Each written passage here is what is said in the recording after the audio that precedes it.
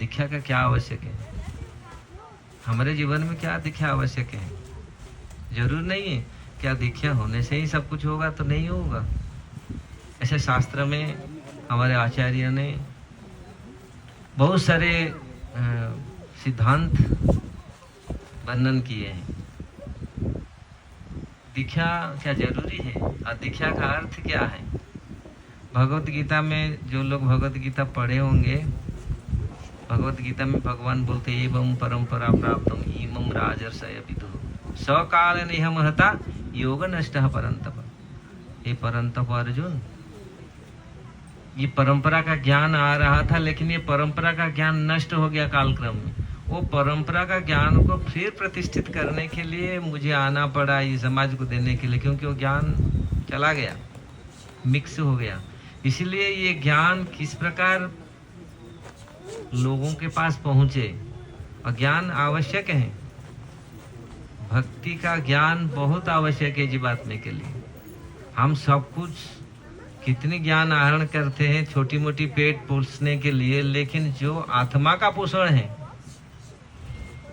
उसके हम भूल गए। जो आत्मा रियली हमारे लिए सब कुछ है, लेकिन आत्मा के लिए हम, ये शरीर के लिए इतनी हम व्यथित हैं, लेकिन आत्मा का धर्म, आत्मा का क्या स्थिति है, कितना दुर्बल है आत्मा, इससे पता चलता है। शरीर दुर्बल, अगर शरीर दुर्बल आत्मा स्ट्रांग है, वो दुर्बल नहीं है। लेकिन मोटा छोटा बहुत सारे हैं, लेकिन आत्मा दुर्बल है, मन दुर्बल है, तो फिर उसमें बल नहीं है। यही स्थिति है आज समाज का। लोग सोचते हैं क्या जरूरत है दीक्षा का, दीक्षा क्या आवश्यक है, गुरु बनाना क्या जरूरत है? अरे हम तो स्वयं गुरु है, मन हमारा गुरु है।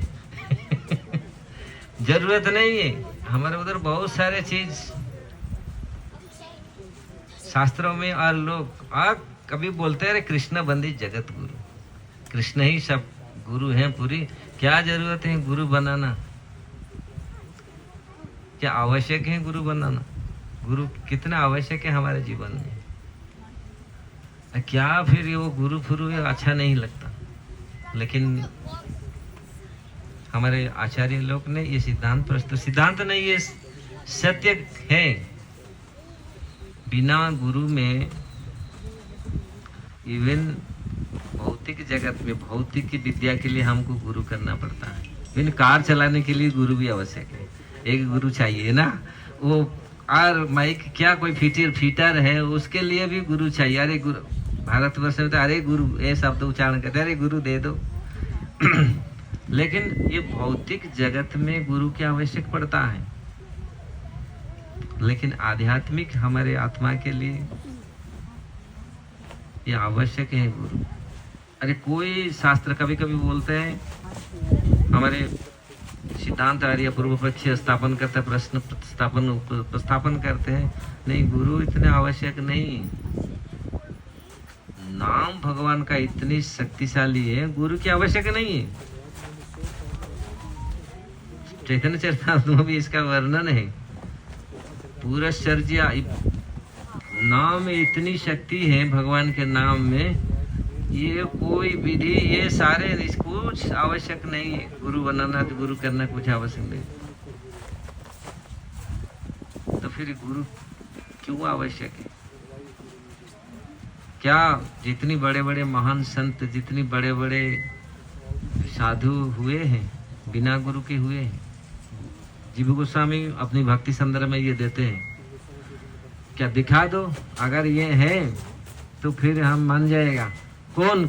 जो जितने बड़े बड़े साधु हुए हैं, भविष्य में होंगे, आप बता दो किसका गुरु नहीं है। हाँ, नाम सब कुछ है, नाम के माध्यम से हम सब कुछ नित्य हम दीक्षित हो सकते हैं, नित्य हम वो एनर्जी, वो शक्ति को हम प्राप्त कर सकते। समझ में आ रहा है ना?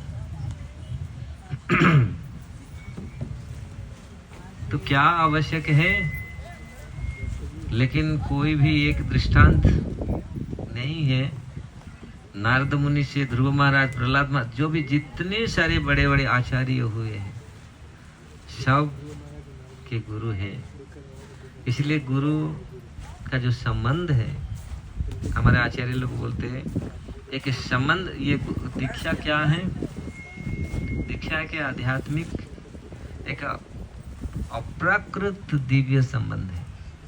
जिस प्रकार भौतिक शरीर के संबंध से हम लोग सब कुछ करते हैं, ये हमारा बेटा है, ये हमारा बेटी है, ये संबंध है। इसीलिए हम लोग उतना, कितनी बेटा बेटी है, कार एक्सीडेंट है, प्लेन एक्सीडेंट है, सब कितना मर जाता, नहीं हमारा कोई नहीं है, हम बचे हैं, है ना। और कोई हमारा होगा, अरे अरे हमारा ये था।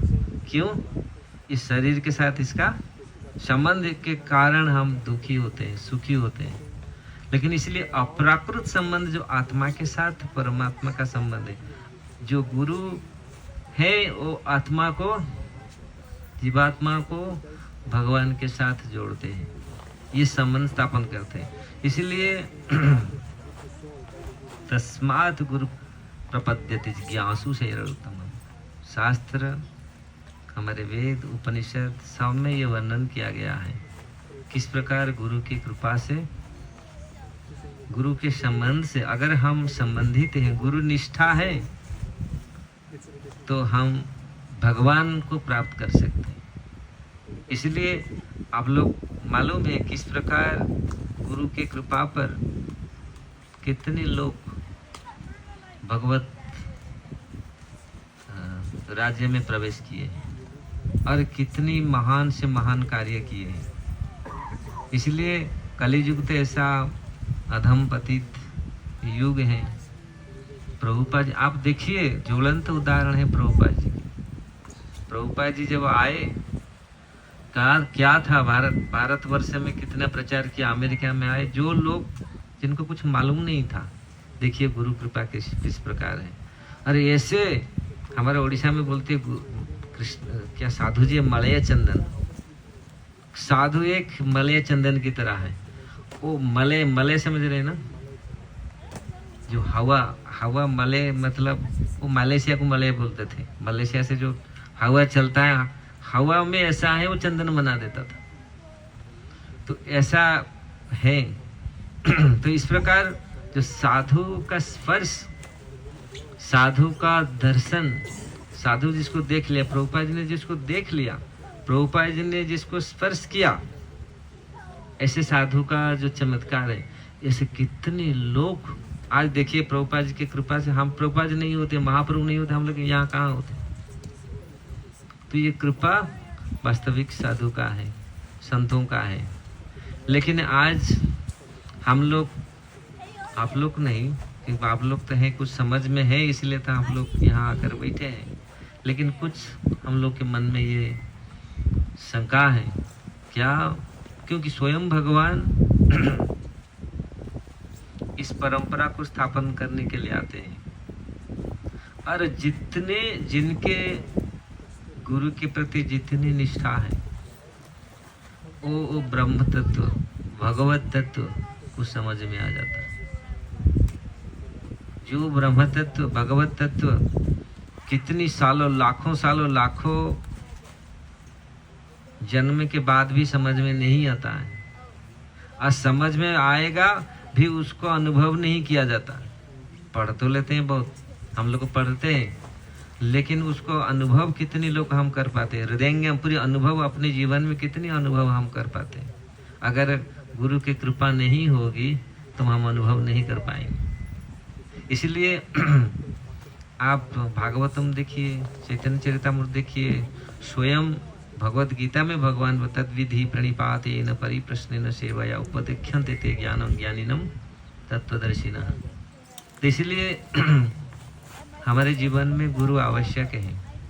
ऐसे तो बहुत सारे गुरु हम बनाते हैं अपने दैनंदिन जीवन के चलाने के लिए, जीविका चलाने के लिए, लेकिन आत्मा का तो धर्म है, जो शाश्वत भगवत धर्म, उसको सिखाने के लिए हमको आवश्यक है। इसलिए हम लोग बहुत भाग्यवान हैं, हमारी परंपरा उज्ज्वल परंपरा है, ब्रह्म मध्य गौड़ीय परंपरा है, 4 आचार्य परंपरा में आए हैं। लेकिन क्यों हम भाग्यवान हैं? क्योंकि स्वयं कृष्ण चैतन्य महाप्रभु में आए इसी परंपरा में, और ये प्रदान किए, जो प्रेम प्रदान किए हैं वो दूसरी परंपरा में विरल है। हाँ, हम किसी का निंदा नहीं करते, सब परंपरा है जो चतुर्चार सनक श्री निम्बार्क जो चतुर्चार परंपरा है शास्त्र में वर्णन किया गया है, वैष्णव चार परंपरा है, और चार परंपरा में हम दिव्य ज्ञान को प्राप्त करते हैं। और वो तो इसलिए भगवान उसको उपस्थापन करते हैं। और ये जीवात्मा किस प्रकार वो ब्रह्म वस्तु भगवत वस्तु को उपलब्धि कर पाएगा, और उपलब्धि करके किस प्रकार अपना जीवन को मुक्त करेगा। तो इसलिए यहाँ जो उपस्थित हुए हैं आप लोग, मैं सबका आभार प्रकट करना चाहता हूँ। हमारे प्रेसिडेंट बैठे हैं कमलकांत प्रभु, और सारे जितने सारे वरिष्ठ भक्त आप लोग, पूरी ये बहुत बड़ा सौभाग्य है। और आप लोग ये सत्संग प्रभुपाद जी का जो मिशन, महाप्रभु का जो मिशन, महाप्रभु का जो लक्ष्य है, महाप्रभु वही है जो कृष्ण का जो लक्ष्य था। कृष्ण वही महाप्रभु के रूप में आए जीव का उद्धार करने के लिए।